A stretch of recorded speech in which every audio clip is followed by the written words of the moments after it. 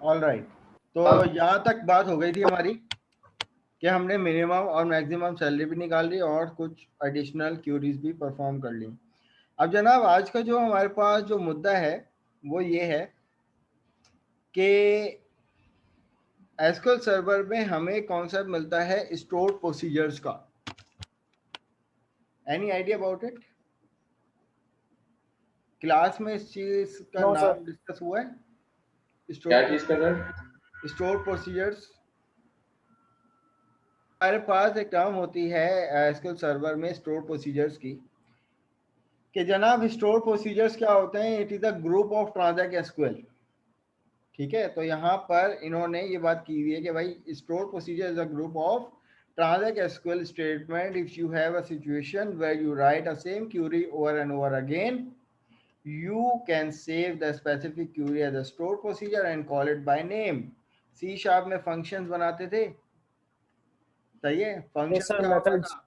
It is a bunch of code, bunch of line of code, right? उसको एक block में bind करते थे मेथड में, और उस मेथड को जगह जगह उस कोड की अगर नीड होती थी तो उस मेथड के नाम से कॉल करते थे। ठीक है, तो same scenario is here for the store procedure. Store procedure is a group of transact SQL. मतलब ये है कि it is a group of queries, कि अगर फॉर सपोज मेरे पास एक क्यूरी है सेलेक्ट स्टैटिक फ्रॉम एम्प्लॉय, ठीक है, और साथ में एक और क्यूरी है कि select name comma salary from employ. मैं यहाँ पे एम्प्लॉय 4 कर देता हूँ, एम्प्लॉय 4 मेरे पास एक टेबल है। ठीक है, तो अब जनाब यहाँ पे बल्कि department ID, not this, department ID, check करते हैं इसको। तो जनाब मेरे पास एक टेबल था एम्प्लॉय 4 के नाम से, एक क्यूरी मैंने यहाँ पे ये लिखी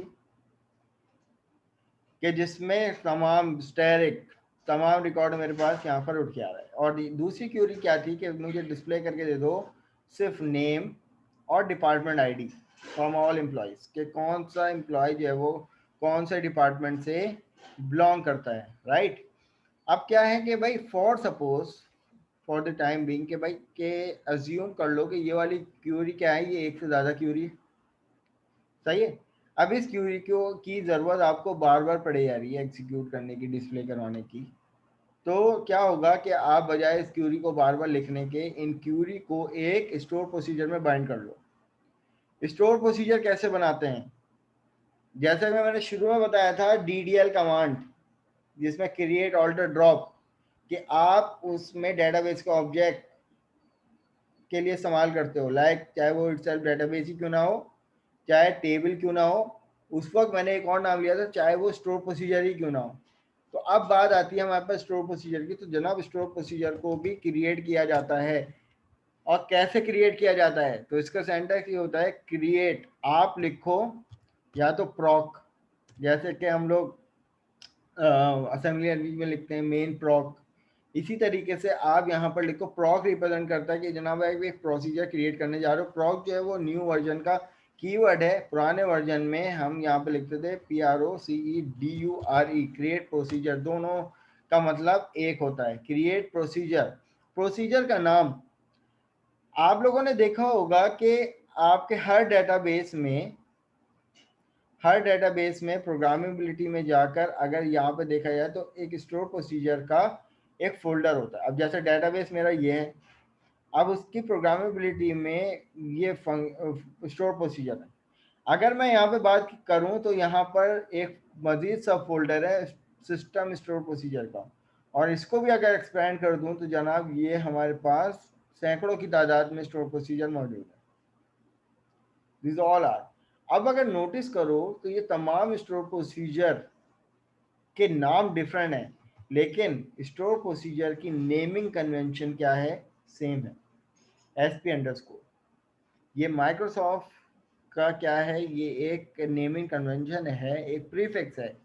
माइक्रोसॉफ्ट हमें साथ में ये भी रिकमेंड करता है कि जनाब जो प्री डिफाइंड स्टोर प्रोसीजर होते हैं जिनकी अपनी कोई फंक्शनलिटी होती है स्पेसिफिक, फॉर सपोज कि हमने शुरू में एक स्टोर प्रोसीजर इस्तेमाल किया था SP अंडरस्कोर रीनेम का, इसी तरीके से SP अंडरस्कोर रीनेम DB का, जो कि डेटाबेस का रीनेम चेंज कर के लिए हम लोग इस्तेमाल करते थे। तो अब ये वो स्टोर प्रोसीजर हैं। तो आप यहाँ पे देखें कि sp अंडरस्कोर क्या है, ये स्टोर प्रोसीजर का प्रीफिक्स है। और रीनेम db इनकी अपनी एक स्पेसिफिक फंक्शनलिटी है। रीनेम हम कब इस्तेमाल करते हैं, जब आपके पास क्या सिचुएशन हो कि अगर आपके पास एक एग्जिस्टिंग टेबल है और उस एग्जिस्टिंग टेबल के एग्जिस्टिंग कॉलम का नाम चेंज करना है, तो वो हम सिंपल ऑल्टर कमांड से नहीं कर पा रहे थे, तो वहां पे हमें जरूरत पड़ी जनाब sp अंडरस्कोर रीनेम। तो ये sp अंडरस्कोर रीनेम क्या था, ये एक सिस्टम डिफाइंड स्टोर प्रोसीजर था जिसकी अपनी एक फिक्स फंक्शनलिटी थी, बट इसका नेमिंग कन्वेंशन क्या था, sp अंडरस्कोर।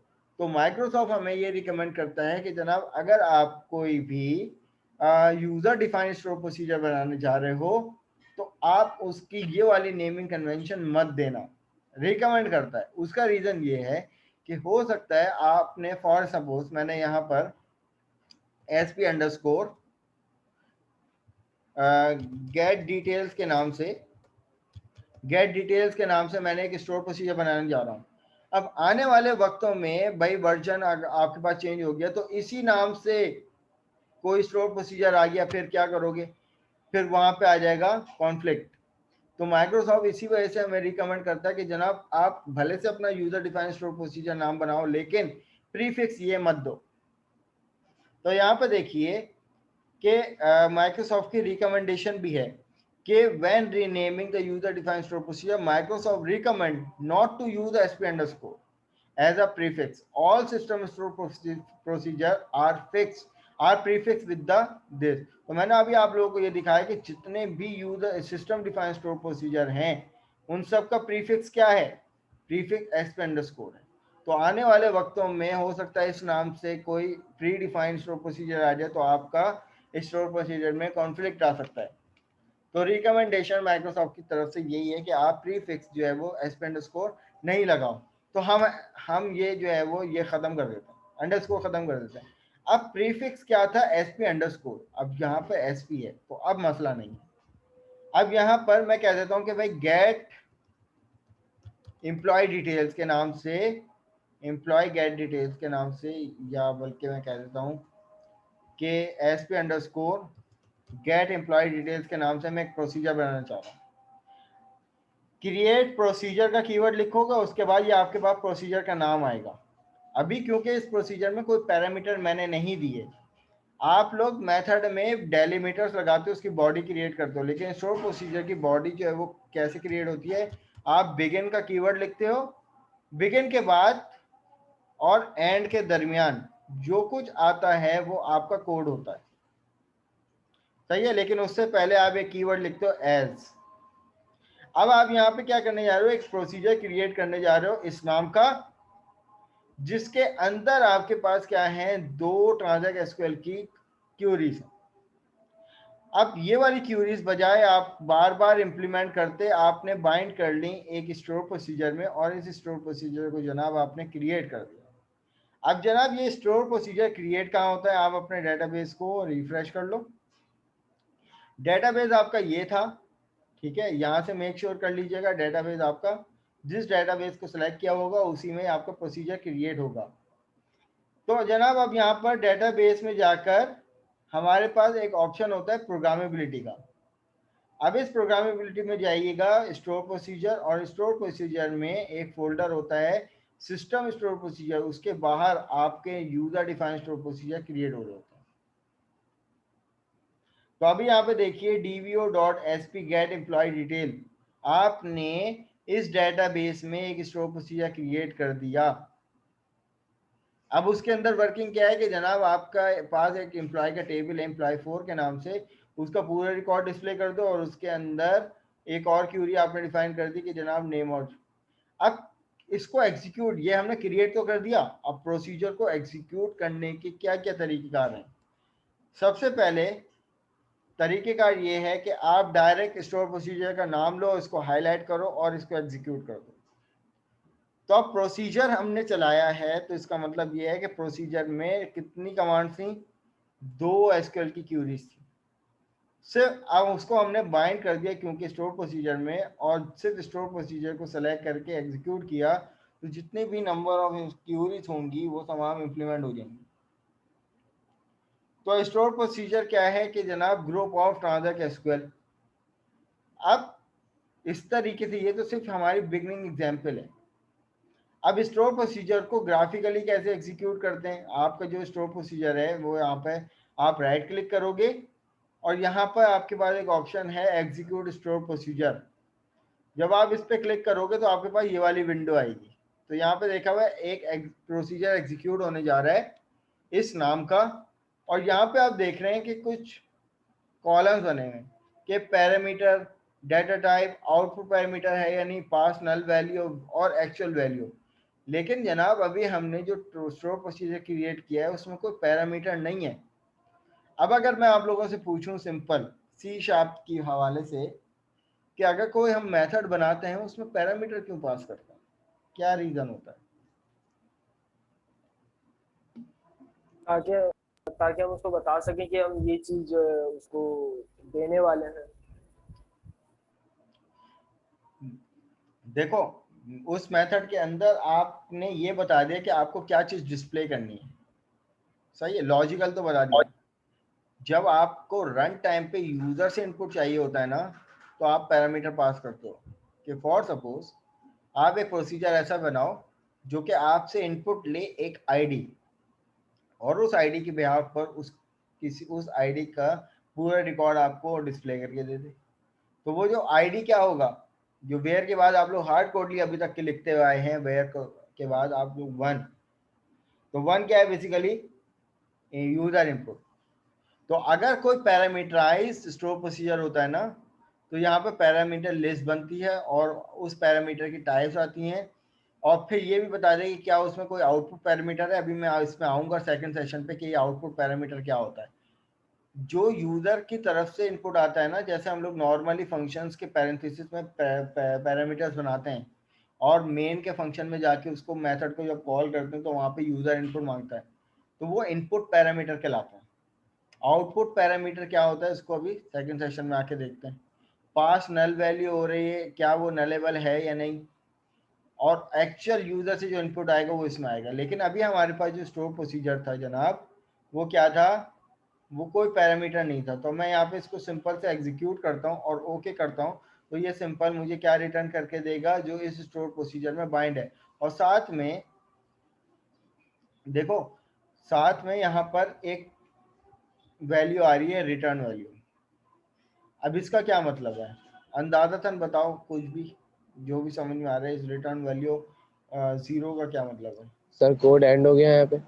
सही, कोड एंड हो गया और उसके बाद रिटर्न वैल्यू अगर जीरो होगी ना, तो वैल्यू इसका मतलब खत्म। ये है, इसका मतलब ये है कि आपका स्टोर प्रोसीजर बिल्कुल सक्सेसफुली एग्जीक्यूट हुआ है। लेकिन अगर यहाँ पे कोई नॉन जीरो वैल्यू अगर रिटर्न होती है ना, तो इसका मतलब कि आपका स्टोर प्रोसीजर कंप्लीटली एग्जीक्यूट नहीं हुआ, वो फेल हो गया, वो रोल बैक हो गया। राइट, इस रिटर्न वैल्यू का ये मतलब है कि नॉन जीरो का मतलब ये है कि आप फेलियर हो, और जीरो का मतलब ये है कि जनाब आपने सक्सेसफुली उसको अचीव कर लिया। सही। अब ये स्टोर प्रोसीजर तो सिंपल हमने स्टोर प्रोसीजर क्रिएट किया जिसमें कोई पैरामीटर नहीं था और उसके अंदर हमने बाइंड कर दिया। अब अगर फॉर सपोज किसी भी स्टोर प्रोसीजर में कोई मॉडिफिकेशन करनी है, तो फॉर सपोज मैं चाहता हूँ कि मेरे पास कल को एक और क्यूरी है कोई जो डिस्प्ले करके दे रिकॉर्ड तमाम एम्प्लॉयज़ का from employ 4 order by ID, वो डिपार्टमेंट आईडी। तो अब ये वाली क्यूरी क्या डिस्प्ले करके देगी जनाब? आईडी के बिहाफ पर ऑर्डर, असेंडिंग ऑर्डर में उन तमाम लोगों का रिकॉर्ड डिस्प्ले करके देगी। मैं चाहता हूँ कि भाई मुझे जो है वो एक और क्यूरी इसमें बाइंड करनी है। अब ये प्रोसीजर तो मैं क्रिएट कर चुका हूँ, तो आप यहाँ पर सिंपल लिखोगे ऑल्टर, ऑल्टर करोगे और यहाँ पर इसको एग्जीक्यूट करोगे, तो ये क्या हो जाएगा जनाब? ये ऑल्टर हो जाएगा। आप चाहो तो इसका नाम भी चेंज कर सकते हो। तो अगर मैं यहाँ पर इसको 1 कर देता हूँ और दोबारा आप ऑल्टर कर दो, तो अब जो है आपका जो स्टोर प्रोसीजर है वो इस नाम से हो जाएगा। सॉरी मैंने इसको रिफ्रेश नहीं किया। इनवैलिड दे दिया सर, इनवैलिड दे दिया। Invalid object name,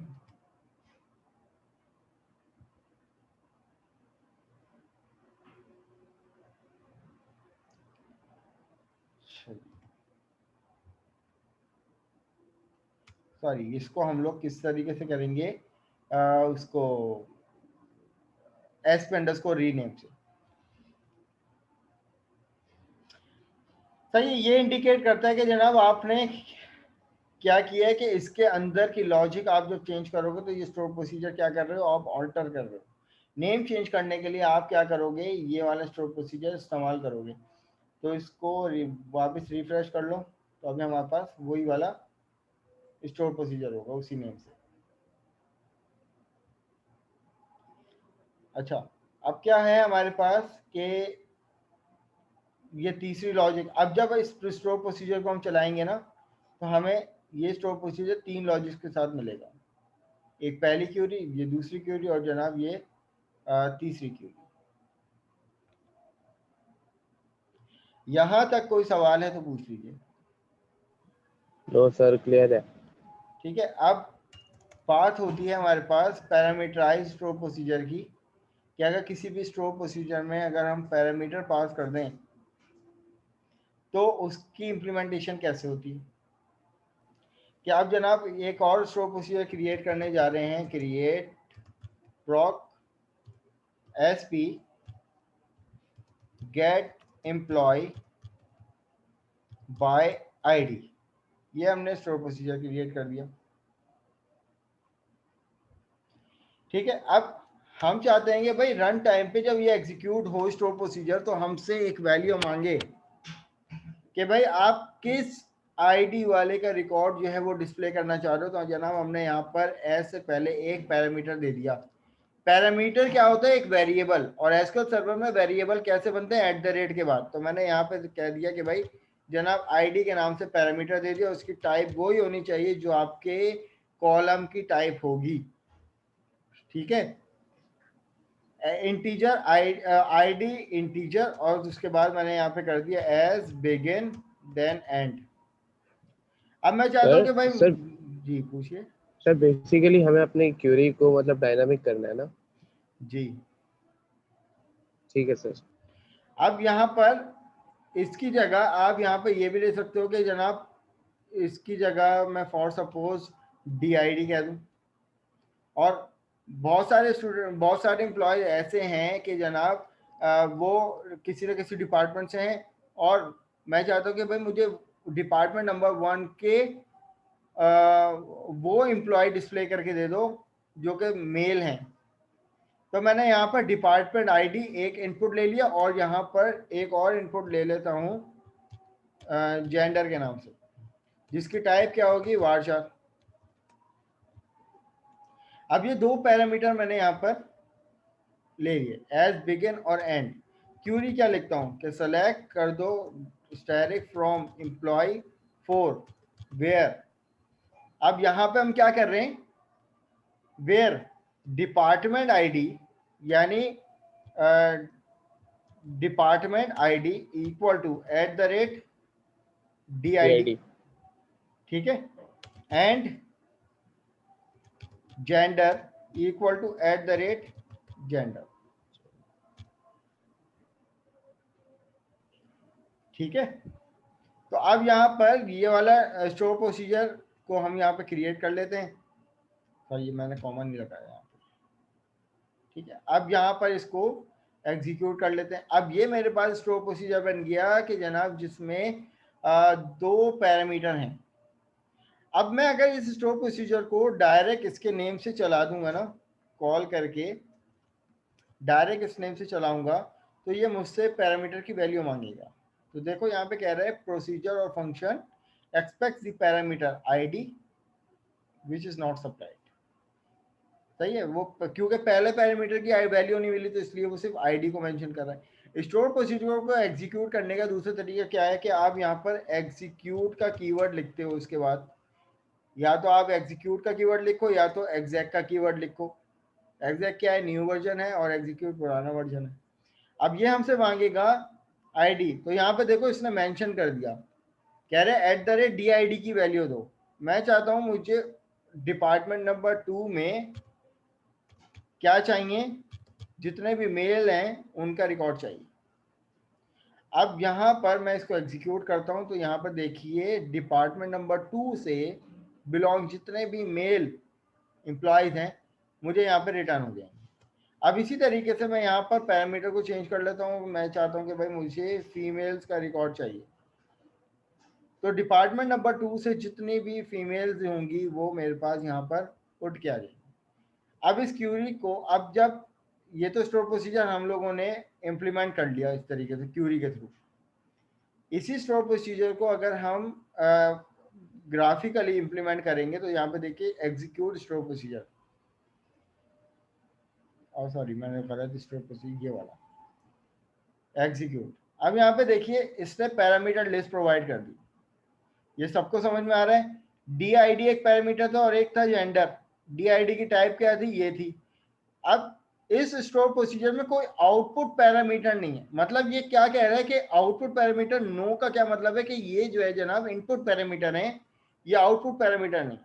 output parameter कब होते हैं? जब इनकी टाइप के बाद आउट या आउटपुट का कीवर्ड होता है। मैं अभी सेकंड सेशन में इसकी एग्जांपल करवाऊंगा, टेंशन और। अभी फॉर द टाइमिंग यहाँ पे देखो कि कोई आउटपुट का कीवर्ड नहीं नजर आ रहा, तो इसका मतलब ये कह रहा है कि आउटपुट पैरामीटर नहीं है, ये इनपुट पैरामीटर है। पास नल वैल्यू, क्या आप इसमें नल वैल्यू देना चाह रहे हो? नहीं, इसमें नहीं।